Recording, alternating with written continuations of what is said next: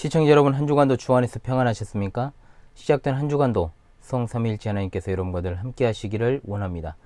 이번 주에도 하나님 말씀 중심의 삶을 살아가시기를 간절히 소망하며 2021년 41주차 하나님의 말씀은 마태복음 5장 13절의 말씀이 되겠습니다. 자, 함께 외워봅시다.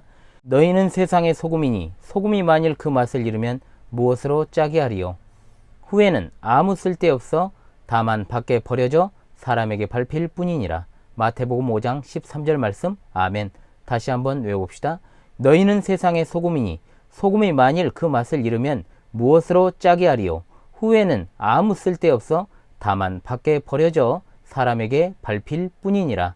마태복음 5장 13절 말씀. 아멘. 빛과 소금, 이것은 너무나도 유명하고 또 이름을 딴 교회도 상당히 우리 주변에 많이 있는 것을 알 수 있습니다. 그리스도인이 아닌 비신자들도 이 말을 쓰고, 또 교회가 빛과 소금이다, 그런 역할을 한다, 이런 정도는 상식적으로 알고 있는 이들이 굉장히 많습니다. 그러나 늘 말씀을 드립니다만, 일단 성경의 특정 구절은 언제나 바른 해석을 통한 적용이 필수입니다. 안타깝게도 이 말씀도 잘못 적용되는 사례가 있어 이번 주 하나님의 말씀으로 정하였고, 또 이 부분의 전체적인 본문에 대한 강설을 제가 목요 강설 시간을 통해서 조만간에 한번 올려볼까 지금 생각을 하고 있습니다. 일단은 소금에 대해서 상고를 하고요, 이것을 갖다가 적용하고, 또 제가 오늘 드리고 싶은 말씀들을 또 해설을 통해서 드리도록 그렇게 하겠습니다. 너희는 세상의 소금이니 라고 했습니다. 세상의 소금이라고 번역되어 있는 이 부분은 원어상 땅의 소금입니다. 왜 이 당시 이스라엘 사람들에게는 정말 이 소금이 흔하디 흔한 것으로 일컬어지고 있는가? 우리는 바다에서 채취한 소금을 먹습니다. 대부분이 천일염이죠. 그래서 염전을 통해서 소금을 내는 일은 큰 인내와 노력이 필요한 일입니다. 제 아내가 소금밥으로 자란 사람입니다. 그렇기 때문에 제가 간접적으로 그 수고를 들어서 알고 있습니다. 특히 예전에는, 지금도 뭐 그렇게 하시는 분들도 있겠습니다만은, 기계가 발달하지 않아서 계속해서 사람의 손과 수고가 필요한 일이 바로 염전에서 소금을 내는 일입니다. 그러나 이스라엘 사람들에게 있어서 소금은 암염입니다. 자, 그렇죠? 암염. 육지에서 나는 소금이라는 말입니다. 누구나 그냥 캐다가 사용하면 될 정도로 흔합니다. 이런 배경하에서 소금의 기능이 무엇일까? 자, 우리가 현실에서 소금이 어떤 기능으로 많이 쓰이는가를 한번 살펴봅시다. 일단은 방부제로 많이 쓰이죠. 고기를 잡아서, 특히 바닷가에서 소금에 절여 이렇게 놓으면 오래 보존할 수도 있고, 또 냉동 기술이 없던 시대에는 옛날에는 소금이 바로 그 역할을 했습니다. 또한 소금으로 양치질을 하기도 하는 사람도 있고, 또 눈이 와서 미끄러우면 소금을 가지고 제설제로 사용을 합니다. 고대 로마에서는 군인들에게 월급을 소금으로 줬다는 기록이 있을 정도로 이 소금의 역할은 굉장히 컸습니다. 그러나 여러분, 방금 제가 말씀드린 것은 소금의 아주 본질적인 것을 제외한 것이었고, 뭐니 해도 소금의 가장 주된 용도는 바로 음식에 넣어서 맛을 내는 것입니다. 현대는 조미료가 많은 시대입니다. 그렇죠? 그래도 역시 맛의 기본은 소금이고, 모든 조미료의 베이스도 소금입니다. 부인할 수 없죠. 아무리 조미료 폭탄을 갖다가 거기다 때려 넣어도 싱거우면 느끼하기만 합니다. 맛이 없습니다. 그리고 조미료도 소금의 양을 조절하는 역할을 할 정도로 굉장히 소금이 중요합니다. 모든 것의 베이스는 소금이다. 자, 소금을 너무 많이 넣어버리면 짜서 못 먹습니다. 그렇죠? 즉, 소금은 언제나 맛과 밀접한 관계가 있다는 말입니다. 오늘 본문에서 소금은 어떤 용도입니까? 성경을 우리는 자세히 봐야 됩니다. 맛을 내는 기능으로 사용하셨다라는 것을 알 수 있습니다. 그런데 우리는 너무나도 당연한 듯 소금의 방부제 기능을 논하는 설교를 많이 듣지 않았습니까? 그렇게 생각도 하고요. 이것이야말로 정말로 주객이 전도된 설교입니다. 일상생활에서 소금을 가지고 우리가 그런 적용을 할 수는 있겠죠. 일상에서. 그러나 본문을 가지고 성경 본문이 말하고자 하는 뜻에서 벗어난다면 그것은 그릇된 겁니다. 잘못된 적용인 것이죠. 그 이유는 13절에서 소금이 만일 그 맛을 잃으면 무엇으로 짜게 하겠는가 라고 말씀하신 것 외에 다른 언급이 없기 때문입니다. 자, 그렇다면 이 부분의 말씀에 병행 구절이 되는 마가복음과 누가복음의 말씀을 한번 봅시다. 마가복음 9장 50절에도 소금은 좋은 것이로되 만일 소금이 그 맛을 잃으면 무엇으로 이를 짜게 하리요? 너희 속에 소금을 두고 서로 화목하라 하시니라. 아멘. 누가복음 14장 34절에도 소금이 좋은 것이나 소금도 만일 그 맛을 잃으면 무엇으로 짜게 하리요? 라고 한 데서 알 수 있는 것처럼 주님은 소금의 맛을 내는 기능을 말씀하지 부패하지 않게 만드는 방부제로서의 역할을 말씀하지 않는다는 겁니다. 방부제라는 해석의 문제점은 다른 문제가 있습니다. 다른 문제를 이야기합니다. 뭐냐? 이것이 이제 사회주의적인 측면으로 흘러가게 되면 강조점이 뭐가 되겠습니까? 세상을 살아가는 그리스도인의 자세나 태도가 되어버립니다. 절대 소금은 그런 뜻으로 하신 말씀이 아님에도 불구하고 대부분의 사람들은 그리스도인의 자세와 태도를 가지고 이 말씀을 적용하고 있다는 거죠. 이게 주가 돼버리면 주님께서 그의 사도들에게 1차적으로 명령하신 그 의미를 잃어버리게 될 수 있다 이 말입니다. 성경의 관심은 소금의 본질입니다. 여러분 기억하십시오. 그런데 세상은 자꾸만 소금의 용도에 주목하게 만듭니다. 본질이 아닌 용도. 오늘날 교회가 사회적인 활동과 기부와 그리고 여러 가지 공헌들을 해왔습니다. 그것을 하지 않아서 지금 오늘날 현대 교회의 이 모양 이 꼴이 된 것입니까? 한번 우리가 냉정하게 생각을 해봐야 된다는 거죠. 전혀 그렇지 않습니다. 이것은 절대로 교회의 성도의 대사회적인 이웃에 대한 명령을 내리시는 말씀이 아니라는 거예요. 교회가 교회답지 못하면 안 된다. 교회는 독특한 맛을 내야 한다는 겁니다.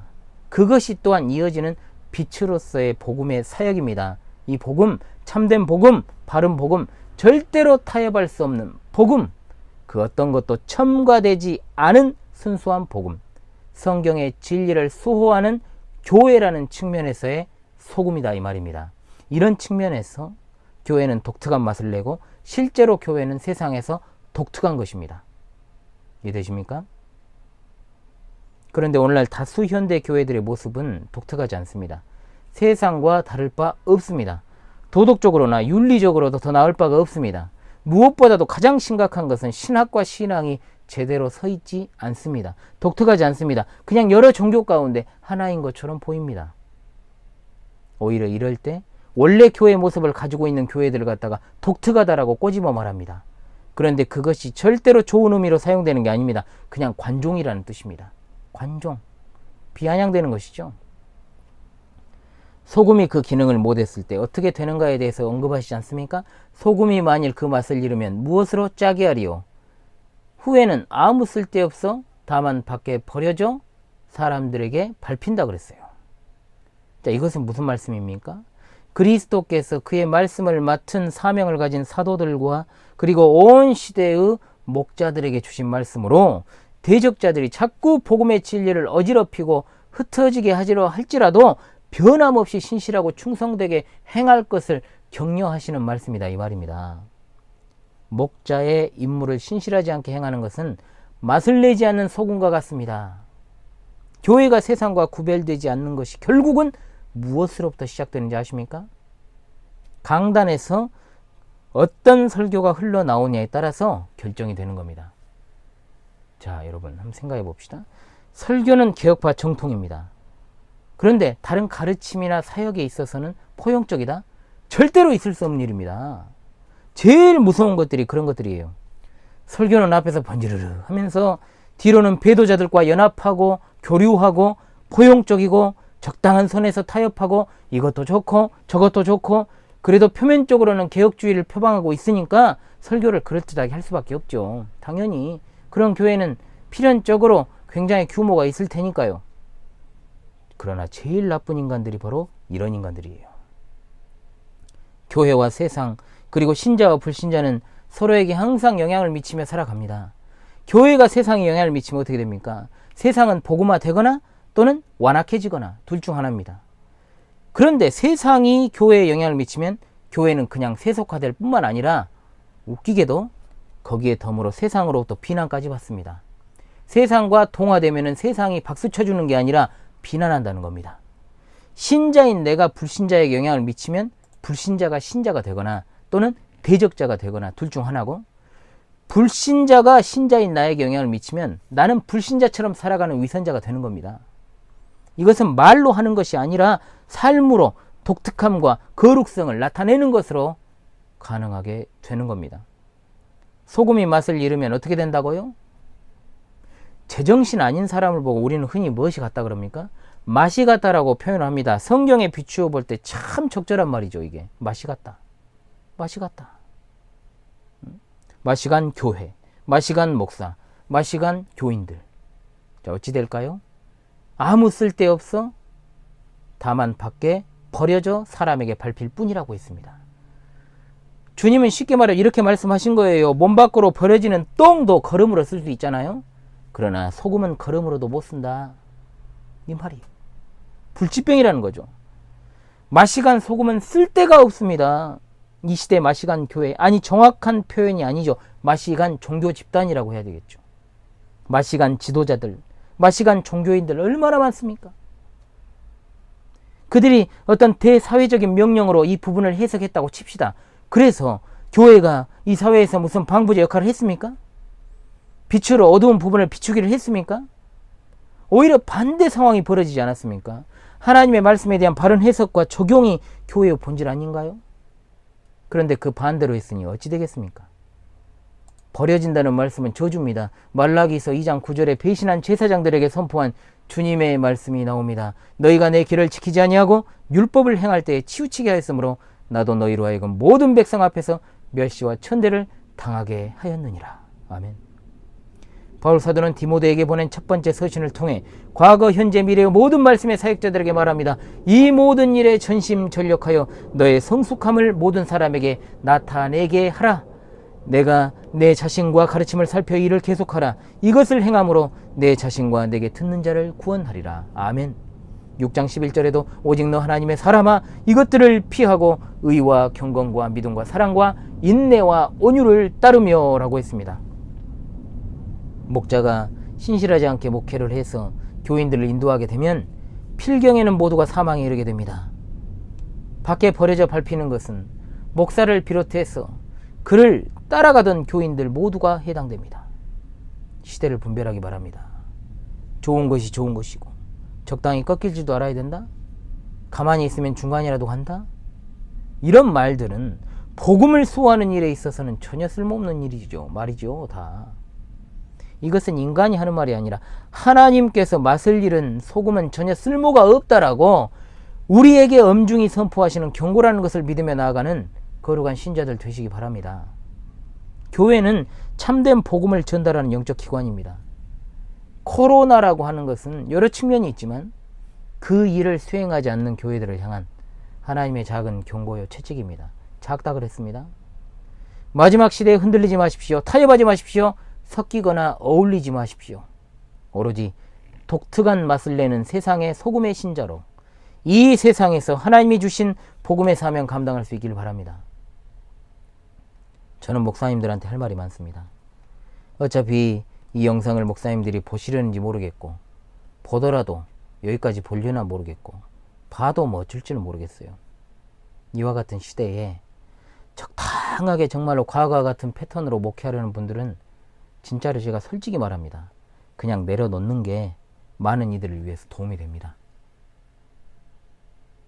목자가 성도들보다 고작 공부 조금 더 하고 책 몇 권 더 읽었다고 목자가 될 수 있는 게 아닙니다. 이 사람 저 사람 만날 거 다 만나고 여기 가서 고개 끄덕이고 저기 가서 고개 끄덕이고 저기 가서 또 밥이나 먹으러 다니고 바른 충고를 어쩌다가 듣게 되면 그것을 뼈아프게 생각하고 한번 그 부분에 대해서도 생각하고 연구하고 상고해 보는 것이 아니라 앞에서는 듣는 척 다 하고 오로지 그냥 자기 그냥 교회로 돌아가면 자기 고집에 입각한 어떤 그런 목사라는 타이틀이 가져다주는 알량한 소신대로 방구석 여포가 돼가지고 요즘 그런 말 많이 하대요. 방구석 여포? 참 찰진 말이에요. 방구석 여포가 돼가지고 자기 교회 성도들한테는 뭐 대단한 것 마냥 그렇게 군림하면서 목회하려 하지 마시라 이 말입니다. 보고 싶은 것만 보고 듣고 싶은 것만 들으면서 그게 진짜 게으르게 목회하는 것 아닙니까? 진짜로? 책 많이 읽으면 뭐예요? 그게 진짜 게으른 목회죠. 공부 많이 하는 것 같아도 사실 진짜 게으른 거는 바로 그런 게 게으른 겁니다. 애만 사람들 죽이지 말고 자기도 안 죽고 가족도 안 죽이려면 그냥 내려놓고 겸손히 배우면서 신자로 살아가는 게 낫습니다. 이런 말씀을 제가 드리는 것도 상당히 마음이 참 한편이 무겁습니다. 그런데 저는 당당히 말할 수 있는 이유가 있어요. 왜? 저는 목사직에 미련이 없습니다. 미련이 없어요. 왜? 사람의 영혼을 죽이고 살리는 일이잖아요. 그런데 제대로 공부도 안 하고 자기 취향에 맞는 것만 골라서 공부하고 고집과 소신만 센 사람이 이 말세 지말에 목회를 하면 여러 사람 죽이지 않겠냐고요. 그럼 무서운 책임을 정말로 마지막 심판의 날, 결산의 날, 판변의 날에 져야 되는 것이 목사이기 때문에 저는 할 수만 있으면 목사를 안 하고 싶은 사람입니다. 사실 여러분 이게 정상 아닌가요? 정상 아닙니까? 제가 이상한 겁니까? 무섭잖아요. 교회의 목사라는 것이 단순히 어떤 단체의 장도 아니고 모임을 이끄는 총무가 아니잖아요. 신자들을 끝까지 천국 문까지 올바른 길로 인도하기 위한 길잡이잖아요. 그러라고 주님께서 자신의 교회에 세운 종들 아닙니까? 등불을 들고 비춰주라고, 전도자로서 그 책무를 다하라고 우리를 세우신 거 아닙니까? 그러기 때문에 이 직분이 사실은 한편으로 보면 너무나 영광스럽고 자랑스럽고, 그러나 한편으로 생각하면 너무나 감당하기 무서워요. 근데 아직도 부동산 이야기나 하고 물질 이야기나 하고 예배당 이야기나 하고 생활 이야기나 하고, 진짜로 신자로 신실하게 살아가는 것도 쉽지 않은 때입니다. 진짜. 근데 목사는 하물며 어떠겠어요? 목사는요, 개인이 아닌 수많은 영혼에 대한 정말로 책임을 져야 되는 존재입니다. 그래서 두렵고 떨리는 마음으로 언제든 나는 하나님의 정말 해고의 사인을 주신다. 그러면 바로 총회 직분 내려놓고 겸손하게 입 다물고 신앙생활을 해나간다 라는 생각으로 전 살아갑니다. 그렇기 때문에 목사들은 잘 모르면서 함부로 입을 놀려서 가르치지 말고 또 단정지어서는 안 돼요. 특히 시대적인 어떤 징조나 전조 현상들에 대해서. 목회는 주님께 위탁받은 양들을 목양하는 거지 사업이 아니잖아. 사업이. 그런데 이 시대에 아직도 크건 작건 성공을 목표로 목회하는 한심한 작자들이 주변에 있어요. 성공에 대한 갈망의 경중이제 정말로 사고가 바뀌지 않는다는 겁니다. 지금은 교회가 수적으로나 영적으로 부흥하는 은혜의 시대가 아니고 시대를 분별해서 마지막 때를 준비해야 되는 때입니다. 그런 시대예요. 그렇기 때문에 목회의 방향은 이 부분으로 진작 전환이 되어 있어야 되는 거예요. 그런데도 기존의 패턴 그대로 우리 선배들이 해왔던 그 방식 그대로 기존의 교회들이 가지고 있던 그런 방식으로 목회하고 교회를 개척하는 분들이 아직도 있다는 것. 안타깝죠.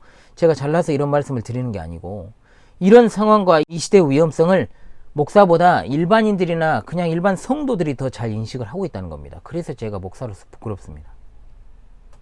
세상에서 제일 남의 말 안 듣는 게 목사예요. 목사. 제가 목사잖아요. 제가 목사지만 얼마든지 저는 제 얼굴에 침 뱉는 말 할 수 있습니다. 앞에서 말씀을 다 드렸으니까. 내가 목회자가 되기까지 그 영상도 봐보십시오. 제가 어떤 사람인지. 저는 기존의 어떤 목사님들이 가지고 있는 답습하는 패턴을 그대로 가진 사람이 아닙니다. 답답해서 그렇습니다. 자주 말씀을 드립니다. 특히 이 시대는 성도는 자기보다 못한 사람을 목사로 두고 살아갈 필요가 없는 시대예요. 목사가 무엇을 해야 할지, 교회가 어떤 기관인지 다시금 생각하면서 본질을 추구하십시오. 말씀에 본뜻을 상고하시면서요. 다시금 이번 주 하나님의 말씀을 외우면서 잘 생각하면서 기도하면서 그렇게 마무리할 수 있기를 바랍니다. 자, 함께 외웁시다. 너희는 세상의 소금이니 소금이 만일 그 맛을 잃으면 무엇으로 짜게 하리요? 후에는 아무 쓸데없어 다만 밖에 버려져 사람에게 밟힐 뿐이니라. 마태복음 5장 13절 말씀. 할렐루야. 아멘.